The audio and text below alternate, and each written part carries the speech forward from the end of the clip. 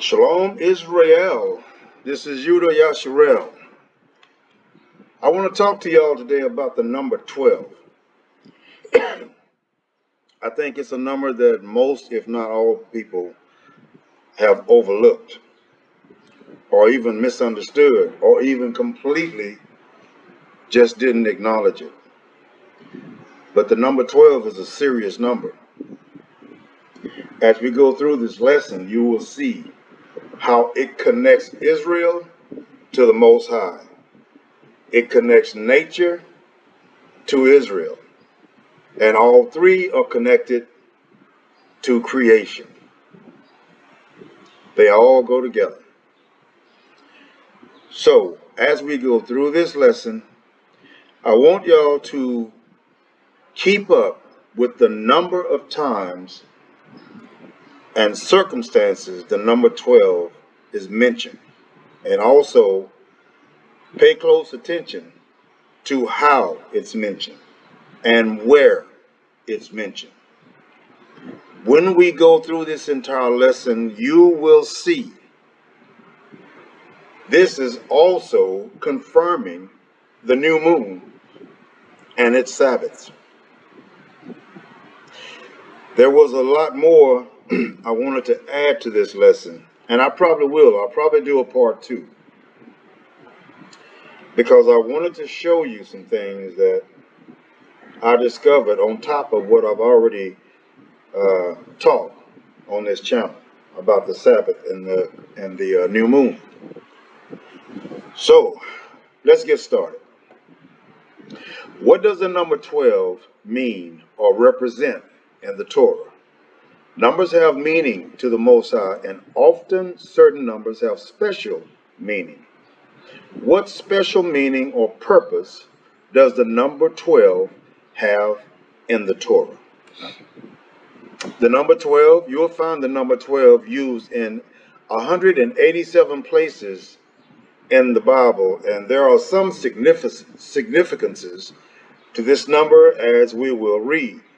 Now, when I mentioned the 187 places in the Bible, that's counting all the places in the Torah and all of those in the New Testament, which is a book we don't touch. But I just wanted y'all to get the general idea of even Lucifer. Copy that also. So in the Bible, there are some significances to this number, as we will see, as we will read. The number 12 seems to be very important to the Most High, and it represents, in most cases, the number of perfection and authority. Okay? Let's keep that in mind.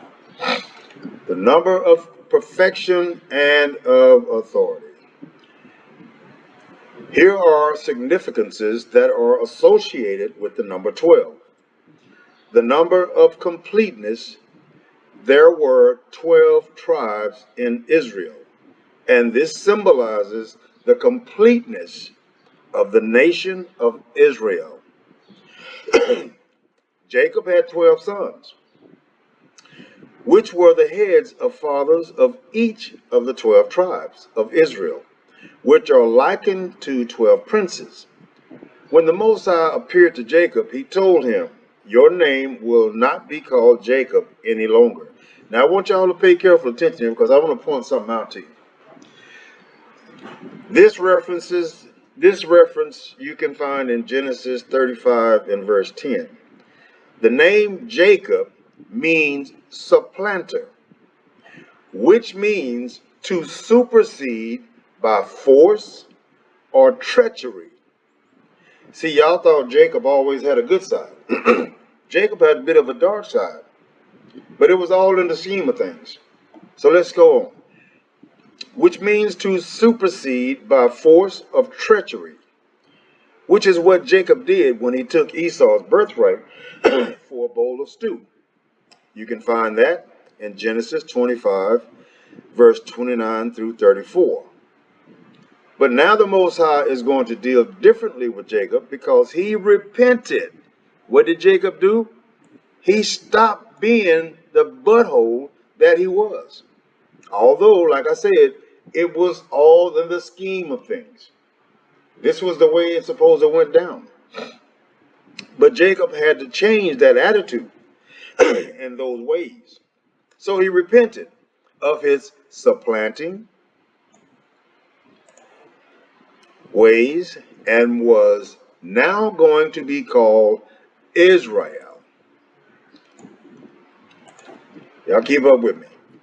Which in the Hebrew is Yisrael, and it means the Most High prevails, which essentially means that Jacob stopped wrestling. Y'all remember this? Huh? Why? How was Jacob wrestling with the Most High? Well, I'll tell you how. Jacob had some wicked ways. All right. It started out when he tricked Esau into giving up his birthright. And I'm glad he did. But yeah, that's the way that went down. So how was Jacob wrestling with the Most High? Okay, Jacob was trying to stay the way he was because he didn't see anything wrong with the way he was. So he continued to try to stay in that situation, stay in that frame of mind, stay in that spirit, even though the Most High was calling Jacob. And I'm sure Jacob acknowledged there was something tugging at him. He just didn't understand or know what it was. So you could call that wrestling in the spirit. So that essentially means that Jacob stopped wrestling. He stopped resisting the Most High because he could not prevail against the Most High. Reference that to Genesis chapter 32, verses 22 to 32. There are 12 minor prophets in the Old Testament. Y'all keeping up with this 12? There are 12 minor prophets in the Old Testament. Now let me explain something to you about these 12 minor prophets. They were not called minor because they were less important than the major prophets. But they were called minor prophets because they were smaller in size, considerably. You see, before the 12 minor prophets, the major prophets were a lot bigger men in stature. Yeah, Noah and the rest of the gang, they were pretty good sized men. These 12 minor prophets, they were more like our size.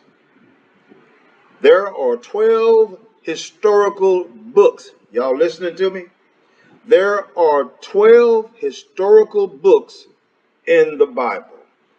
Joshua, Judges, Ruth, 1 Samuel, 2 Samuel, 1 Kings, 2 Kings, 1 Chronicles, 2 Chronicles, Ezra, Nehemiah, and Esther. Notice the number 12. Oh, we're going to get this meat off that bone today, y'all.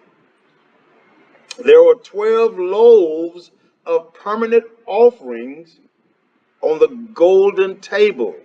Find that in Leviticus chapter 24 and verse 5. There were 12 explorers or spies sent into the land of Canaan. Did we see that? You better know we did.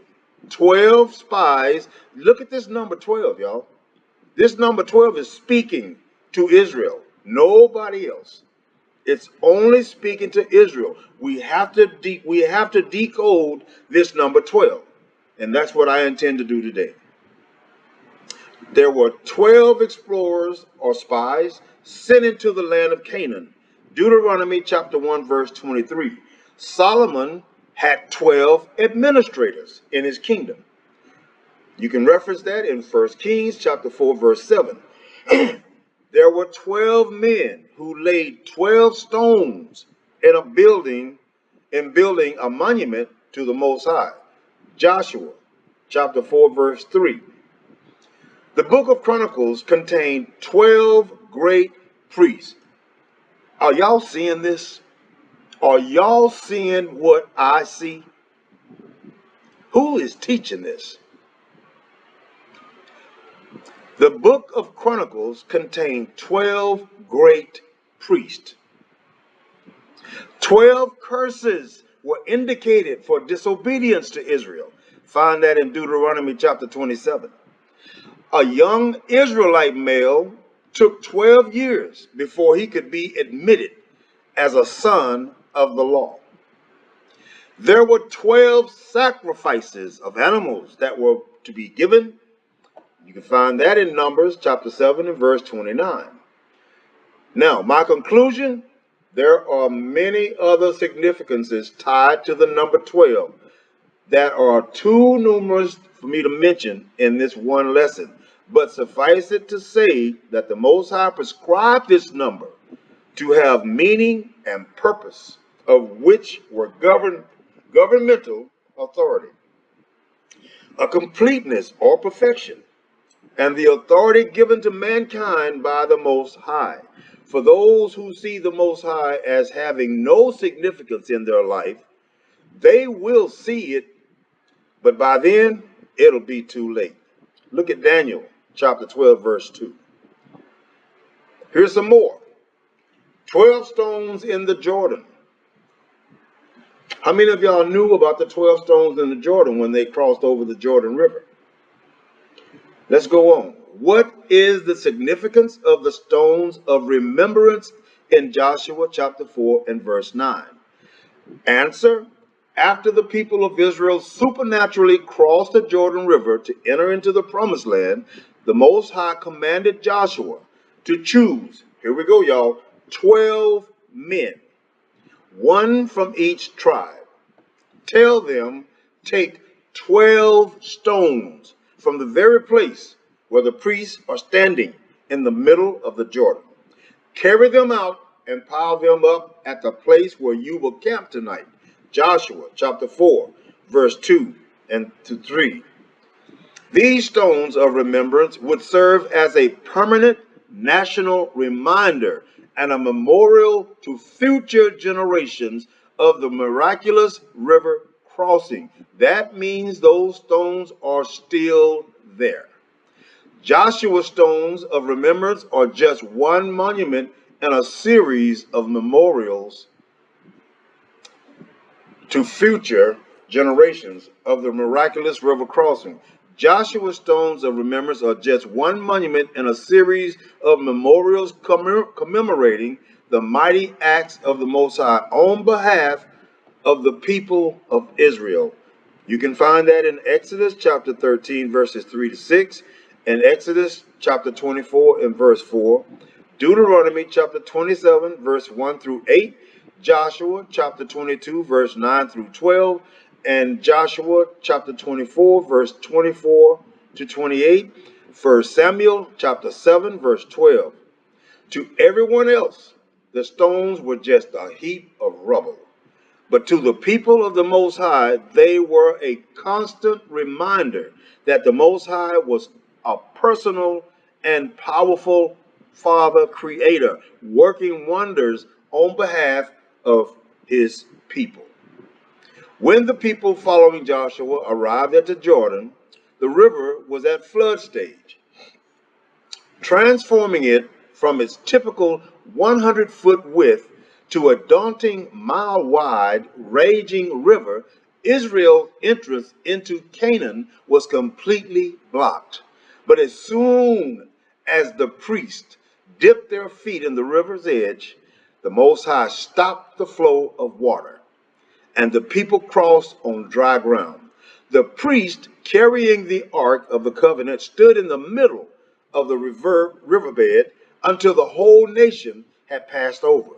Joshua chapter 3, verse 14 through 17.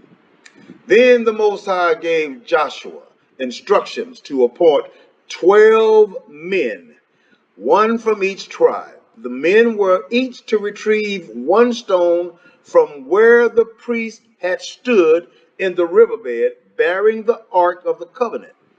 The stones of remembrance were not to come from the shores of the Jordan, but the center, spotlighting the fact that Israel had crossed over on dry land. That was a way of proving, in case some skeptics decided to say, oh, no, they never crossed. Here, they got these stones from the riverbanks, from the shores. The Most High made sure that would never happen. Each of the stones of remembrance represented one of the tribes of Israel. The number 12 is repeated 5 times in Joshua chapter 4, verse 1 through 8, emphasizing the unity of the tribes as one nation under Joshua's leadership. The 12 stones of remembrance would now serve as a perpetual. Y'all know what this word means, right? A perpetual sign and memorial. Perpetual meaning forever and ever and ever and ever. Joshua piled them up in Gilgal, where the Israelites set up camp. Then Joshua said to the Israelites, in the future, your children will ask, what do these stones mean? Then you can tell them, this is where the Israelite crossed the Jordan on dry ground. For the Most High, our Father dried up the river right before our eyes, and he kept it dry until we were all across, just as he did at the Red Sea, when he dried it up until we had all crossed over. He did this so all the nations of the earth might know that the Most High's hands is powerful, and so you might fear the Most High, your Father, forever. Joshua chapter 4, verse 21 through 24. Remembering the past plays a vital role in the identity of any nation. Sociologists claim that a society aspiring to endure must become a community of memory and hope. The Most High repeatedly directed ancient Israel to set up monuments and enact rituals such as the Passover, Exodus chapter 13 and verse 14. Each tribe marked a significant historical memory that would offer future hope for the nation that the Most High had claimed as his own. Crossing the Jordan represented a major change for the nation of Israel. Their wilderness wanderings were over. No longer would Israel be fed with manna provided by the hand of the Most High. Joshua 5 and verse 12. From now on, the people would need to walk by faith in the Most High's promise to give them a land flowing with milk and honey. What exactly does that mean? You have to learn to believe and trust the Most High. This is what he's saying. You walk in faith. Don't doubt, just like they did when they was in the wilderness at Mount Sinai. They got thirsty. Oh, well, Moses led us out here so we could all die of thirst. They lost all faith, even after they saw the proof. And that's what the Most High is saying right here. I showed you, I fed you with manna from the sky. I gave you quail to eat. You saw this. So there is no excuse for you not to believe in me, not to have faith. And that's Exodus chapter 3, verse 8. The Most High sent the ark ahead of the people into the overflowing waters to encourage their faith. You see, he was still showing demonstrations so that they wouldn't lose their encouragement or their faith.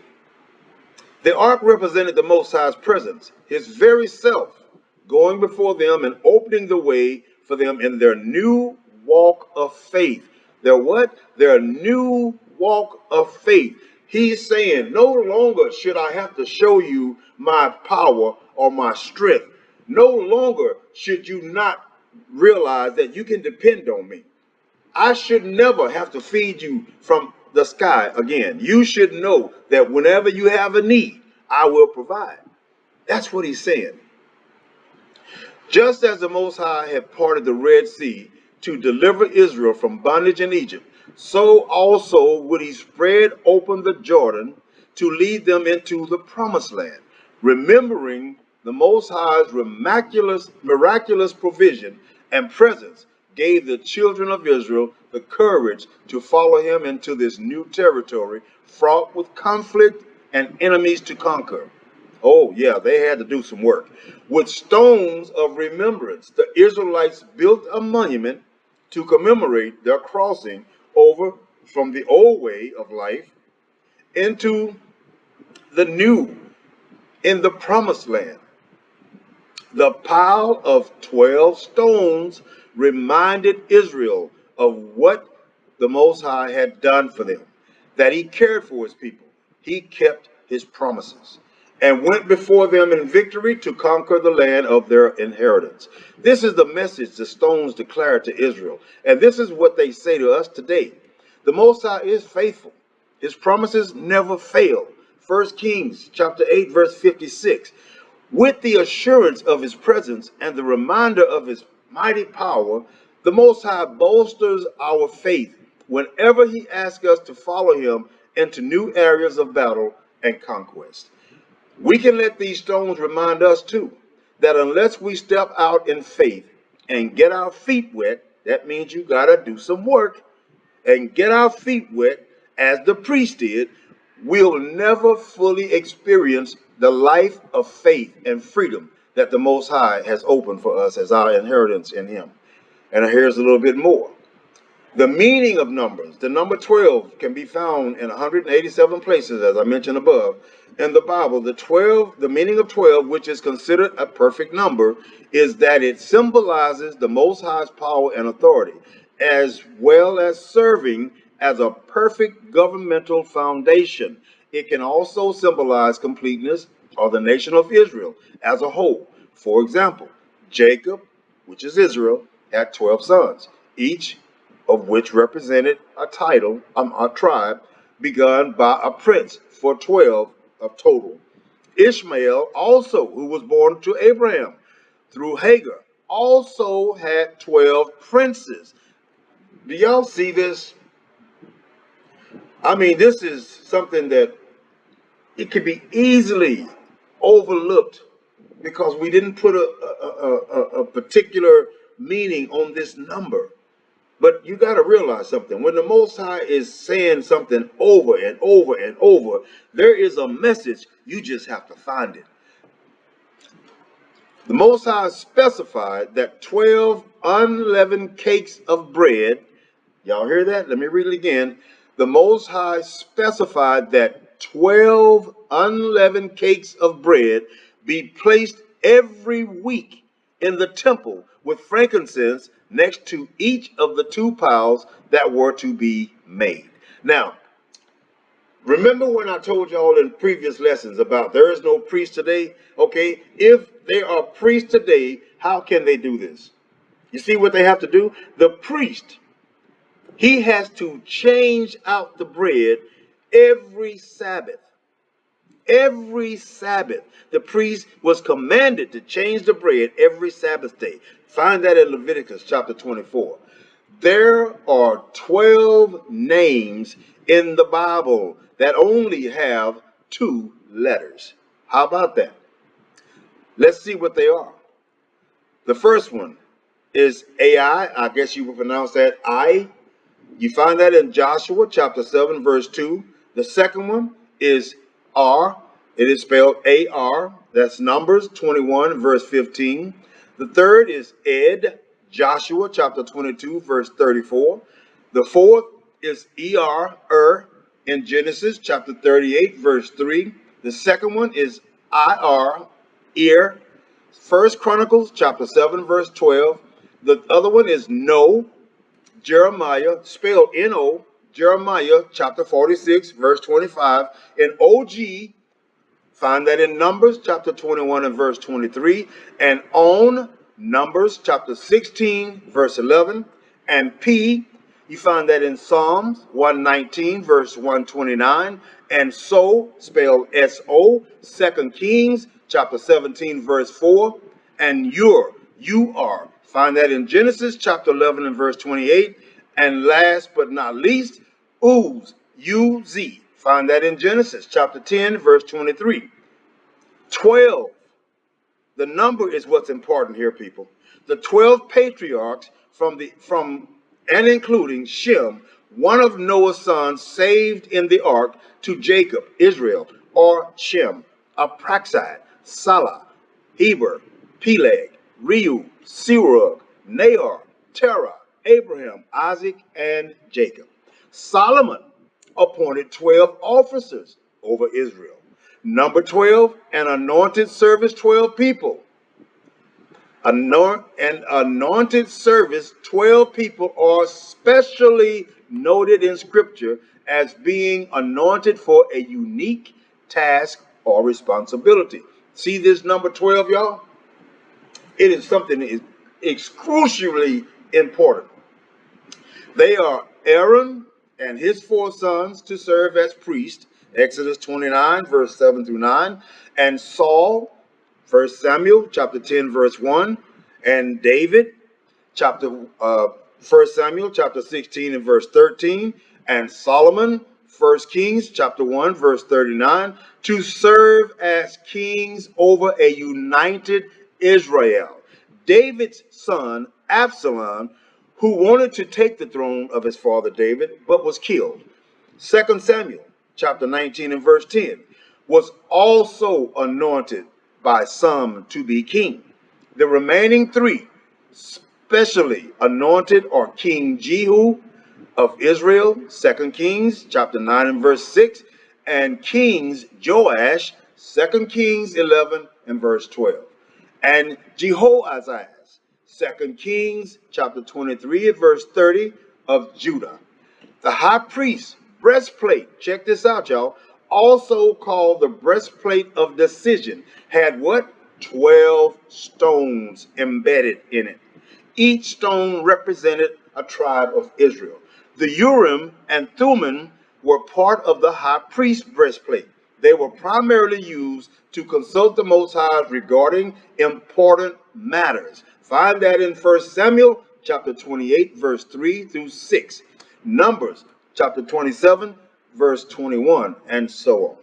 Both the first century historians Josephus and the Talmud identify the Urim and Thummim with the breastplate stones. Of all the numerals found in Scripture, 12, along with 3, 4, 7, and 10, are unmistakably used in a symbolic fashion in the Most High's word. Now, I got one last scripture that I want to read to y'all, and this is to prove that the book of Revelation is a plagiarized book. It was the content in that book was stolen and rewritten and reworded to make it seem authentic, but all of the content was stolen from the original book, which is the Torah.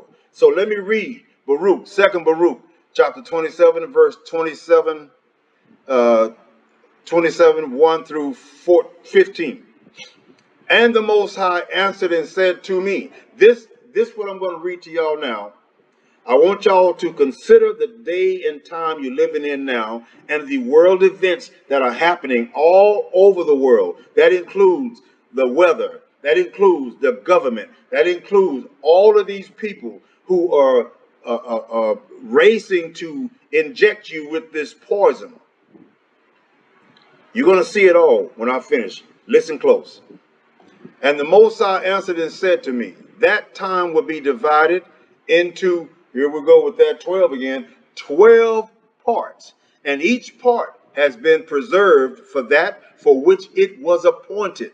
What are these 12 parts? These are conditions of the weather, the era of our time. These are the things that's going to happen. They are already happening. You will see when I continue. In the first part, the beginning of commotions. The beginning of commotions. Can y'all see that today? Can y'all see the commotions? Everybody is struggling to feed themselves, to keep water and food and supplies and gas and you name it. Verse 27 and 3. In the second part, the slaughtering of the great.